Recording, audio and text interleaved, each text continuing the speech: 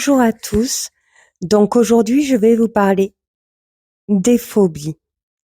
Qu'est-ce que la phobie? La phobie est une peur démesurée.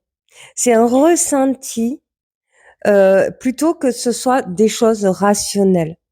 C'est vous avez peur d'une situation, d'un objet, d'un insecte, d'un animal. Vous pouvez avoir peur de tout. Vous pouvez avoir des phobies sur tout. Euh, c'est une peur que dont je vous avais dit, hein, la peur, c'est l'émotion du chakra du troisième œil.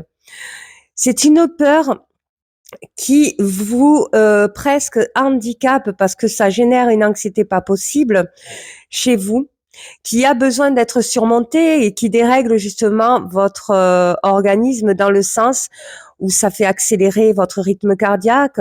Vous pouvez ressentir comme un dyspnée au niveau de la gorge, comme si vous n'arrivez plus à respirer. Vous pouvez ressentir comme si vous étiez oppressé. Mais c'est parce qu'en fait, vous avez été instrumentalisé par des idées et des histoires qui a suscité des émotions chez vous qui vous mènent vers cette peur justement. Donc, vous pouvez avoir peur de tout, hein, vraiment de toutes les situations. Par exemple, une femme ou un homme, parce que ça peut arriver aussi, qui a été victime de violences conjugales, de la violence psychologique par exemple. Les personnes qui vivent de la violence psychologique en public, elles ressentent le danger, elles se sentent pas bien, elles se sentent ridiculisées, humiliées. Elles enregistrent ça dans leur cerveau. Après la séparation, il se peut que dès qu'elles se retrouvent face au monde, elles suscitent une phobie, et dont la phobie du monde, de peur d'être ridiculisées, humiliées ou rabaissées. Parce qu'elles ont vécu des enregistrements au niveau de leur mémoire, de situations où elles ont vécu des violences conjugales sur de l'humiliation, des violences psychologiques face au monde, et que dès la séparation, il se peut, vu qu'elle a enregistré ça dans sa mémoire, qu'elle ait peur du monde parce qu'elle a associé justement cette phobie. Et la peur du monde s'appelle la pantophobie. L'agoraphobie. L'agoraphobie est un trouble anxieux. C'est des personnes qui ont peur des milieux à l'extérieur de leur résidence. Ils ont peur quand ils sont à l'extérieur. Alors certains ont peur de faire une crise cardiaque. Certains ont peur de faire un malaise. Et on appelle ça des crises d'hypochondriaque. Il y en a qui pensent être malades. Et ils ont tellement peur de l'extérieur qu'ils n'y restent pas longtemps. Donc, ils peuvent se ressentir étouffés, ils peuvent sentir... En fait, tout l'organisme va agir en fonction de ce que pense la personne. Par exemple, elle est à l'extérieur, il y a personne, elle a peur de faire un malaise, elle ressent son cœur s'accélérer. Et comme elle ressent tous ces signes au niveau de son organisme, elle se dit que toute seule, elle n'a pas de Doliprane sur elle, elle n'a pas de bouteille d'eau, elle n'a rien. Si elle tombe, il y a personne qui peut la sauver et c'est ce qui est associé à une autre. Être hypochondrie peut être associé à la claustrophobie, peut être associé à plusieurs autres phobies. Le problème des phobies, c'est que quand on ne s'en sort pas, on peut cumuler plusieurs phobies en fait. Une phobie peut en cacher une autre. Et c'est souvent dû à un événement ou quelque chose que vous avez enregistré, dont vous vous êtes vous-même laissé instrumentaliser par des fausses idées, comme la ragophobie, la peur des araignées. On vous fait penser que les araignées sont dangereuses. Oui, certaines, mais pas toutes. Mais comme vous avez peur, vous allez les attirer, bien entendu. Hein, et ça va susciter dans votre organisme, par le biais de la peur, une énorme anxiété, une accélération cardiaque, une dyspnée, une sensation d'étouffement. Et en fait, ça crée des phobies qui en cachent d'autres. La peur de l'extérieur, la phobie de sortir à l'extérieur aussi, de peur de faire un malaise, peut être liée aussi à l'hémétophobie. L'hémétophobie, c'est quand vous avez peur de vomir. Vous avez peur de vomir face au public parce que vous avez peur de vous étouffer. Souvent, il y a plein de phobies qui en cachent d'autres. Et en fait, c'est parce que vous vous faites des idées sur ces phobies, vous vous instrumentalisez vous-même pour essayer de vous sortir de cette situation anxieuse que vous vous êtes vous-même créé, ou alors qu'on vous a créé, parce que ça peut être dû aussi, les phobies peuvent être aussi dues à l'environnement extérieur, hein, qui vous met des fausses idées dans votre environnement intérieur.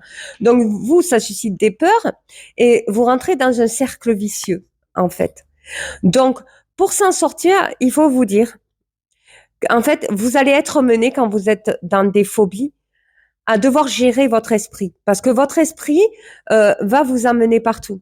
Par exemple, si vous avez peur même de la voiture, parce que vous avez déjà eu un accident de voiture, vous êtes à 50% guéri de votre phobie. Pourquoi? Parce que vous savez très bien que si vous avez peur de la voiture, c'est parce que vous avez déjà eu un accident. Donc, vous avez vécu un événement traumatisant. Donc, quand on vit des événements traumatisants, il est important de le comprendre. Il est important de se rappeler que cette phobie de la peur de la vitesse de la voiture, de la peur de monter dans une voiture est due à un événement. Donc, pour gérer les phobies, il faut savoir d'où vient la phobie, la racine de la phobie. Et comme plusieurs phobies peuvent en cacher une autre, il faut vraiment toutes les trouver. Et c'est comme ça que vous arriverez à vous en sortir. Il faut savoir que la phobie qui crée la peur est l'autre côté de l'amour, en fait. Par exemple, vous avez peur des araignées. Vous en avez énormément peur. Mais pourquoi? Parce qu'il y a énormément d'amour envers les araignées. Vous allez me dire, mais je vois pas le rapport, c'est horrible une araignée, c'est pas beau et tout. Si, si, pour de vrai, votre esprit a énormément d'amour pour l'araignée. Vous vous rendez pas compte. Mais si vous aimez l'araignée, votre peur sera surmontée. Pourquoi? Parce que vous l'aimez. De l'autre côté de la phobie, il y a l'amour. Vous allez me dire, mais comment on peut avoir de l'amour sur la peur de vomir? Eh bien, la peur de vomir est une phobie qui en cache une autre, comme la peur de s'étouffer. Vous avez de l'amour. L'amour est le contraire de la peur. Et le contraire de la haine est le contraire de la peur. La phobie peut susciter une haine des araignées, une haine des gens, une haine de n'importe quoi. Mais de l'autre côté de la haine, il y a l'amour. Si vous voulez surmonter ces phobies pour surmonter ces crises d'angoisse, surmonter ces anxiétés et être tranquille en son être intérieur, eh ben, il faut apprendre à aimer, en fait. Donc, je vous dis pas d'aimer les crises d'angoisse, je vous dis pas d'aimer euh, d'aimer ce que ça fabrique au niveau de votre corps. Je vous dis d'apprendre à aimer ce qui vous fait peur. D'apprendre, par exemple, vous avez peur de sortir, eh bien, aimer sortir, ça va vous permettre de diminuer votre peur jusqu'à la totale disparition. Vous avez peur du monde, aimez voir le monde, ça va vous faire disparaître cette peur. Vous avez peur d'être enfermé dans un endroit, mais aimez être enfermé dans un endroit, vous allez voir que vous allez guérir vite de votre phobie. Et pour apprendre à aimer, c'est comme quand on apprend à nager. Quand vous avez peur de l'eau parce que vous avez peur de vous noyer, parce que vous êtes déjà noyé quand vous étiez petit, croyez-moi que si vous allez dans l'eau, vous entraînez à nager, même si vous avez peur, que vous en avez vraiment peur, croyez-moi que vous allez devenir ami avec l'eau et croyez-moi que vous allez apprendre à nager très rapidement. Et vous allez prendre encore plus confiance en l'eau et vous allez devenir de très bons nageurs. Il y a beaucoup de gens qui suscitent de la peur, mais derrière la peur se cache un événement. Cet événement, il faut le régler. Il faut savoir que dans ce que vous vivez, dans toutes les phobies, vous vous êtes instrumentalisé sur du mensonge, en fait. Pour les personnes qui sont victimes de violences conjugales, qui ont vécu des traumatismes des événements, parce qu'en fait, ils les ont enfuis en eux, ils n'ont pas pu en parler. Le fait d'avoir enfui les événements traumatisants que vous avez vécus reste dans votre subconscient. C'est coincé, voilà, c'est enfermé. Le problème, c'est que votre corps, comme c'est des événements traumatiques et que vous n'arrivez pas à en parler parce que vous avez peur de revivre émotionnellement ce que vous avez vécu dans les moments présents où vous avez vécu des violences, le problème, c'est que vu que vous n'arrivez pas à en parler, ça va sortir quelque part. Et c'est votre corps qui va parler. Et c'est comme ça que vous commencez à avoir des phobies, comme la claustrophobie, comme l'agoraphobie, parce qu'en fait, vous laissez ces événements, ces situations s'enfuir en vous. Vous n'en parlez pas, mais ça suscite des émotions chez vous qui vous instrumentalisent et en fait qui vous font croire des choses. Croyez-moi que si vous prenez une araignée dans la main, pour ceux qui sont arachnophobes, ne va pas vous mordre. Et que même si elle vous mord, vous vivrez d'une douleur que vous soignerez vous-même. Et vous verrez que ce n'est pas aussi méchant que vous le pensez. C'est comme une abeille qui vous pique. Ça fait mal une piqûre d'abeille. Et pourtant, vous vous êtes déjà fait piquer et vous êtes toujours là.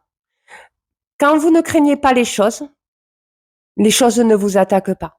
Que ça soit des humains, que ça soit des insectes, que ça soit des animaux.